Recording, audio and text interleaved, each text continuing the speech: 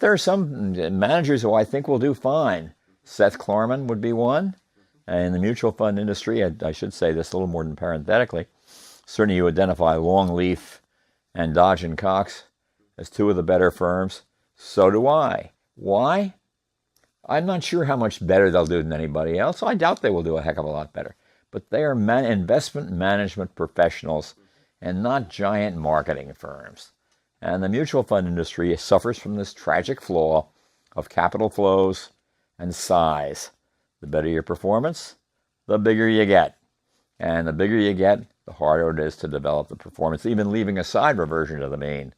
Right. Size is a hazard. And when you get to Warren Buffett, I'm trying to do this, but at some point I am going to do it. Look at his investment portfolio. And it's not going to look anywhere near as good as Berkshire Hathaway's returns because he's got these hugely profitable, extremely well-run reinsurance companies. Sure. And he's got Geico. Sure. So you got to disaggregate to really come to a conclusion. And what he did brilliantly, without any of that, when he was in tiny size, and I don't take any credit away from it at all, but today the ball game is different. The market is more efficient. He's much bigger.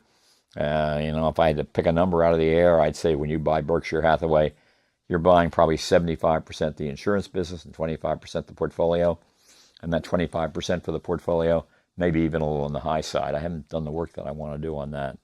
But in any event, it's a mixed thing. So, and he doesn't have the hazards of the mutual fund industry or the costs. I mean, Warren's costs are tiny. And tax efficiency, you know that, very, very high. So no wonder he and I get along. Cost and tax efficiency and diversification.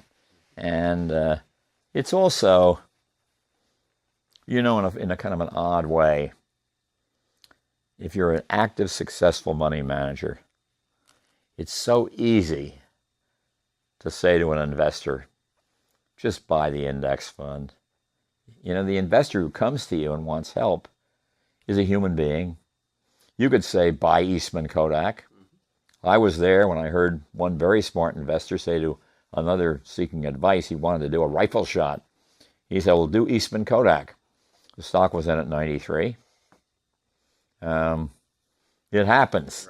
Right. It I think in bankruptcy here, or near bankruptcy at least, it's probably worth $1 a share or $2. I don't know exactly. But don't take rifle shots. Don't gamble on active management. Don't be sure that your hedge fund today is going to be the hedge fund tomorrow. And don't ignore the fact that about, I think the number is close to 30 or 33% a year of hedge funds go out of business. Yep. And then be careful of averages. When you look at, think about this for a minute. When you look at the mutual fund industry, you don't average stock and bond funds together. You say, here are the returns on bond funds, and here are the returns on stock funds, and over here are the returns on balanced funds. Do that in the hedge fund industry, and you've got such a huge mass of different objectives. They use all these sort of like macro. I'm not quite sure what that means. And maybe there's even a micro. And then there are, commodity hedge funds and a whole lot. The data is very hard to get. Yeah, and then the failure rate is high. Yep. And then the, what does Bert Malkiel call it? The basically looking back rate. Someone tries a strategy for bias. Yeah.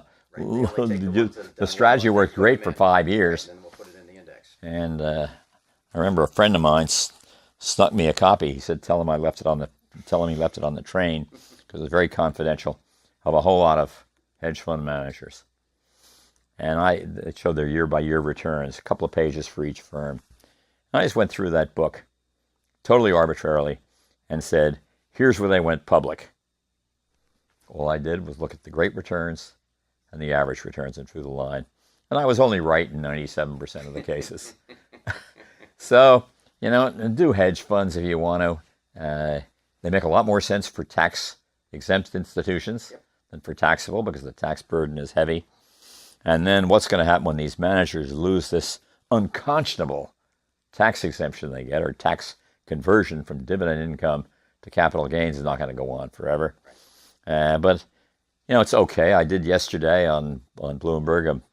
I was co-host with Cliff Asness, one of the great hedge fund managers. Very successful, the most honest guy in the business, with the possible exception of yours truly. And we got along famously. He's a really good person. He's honest about his shortcomings, and I try and be honest about mine. And I can't tell somebody what kind of a career they should pursue. He takes great pride in saying, you know, Jack Bogle says that this is the least bad hedge fund. He said on television yesterday that we are the least bad hedge fund. I take that as an enormous compliment.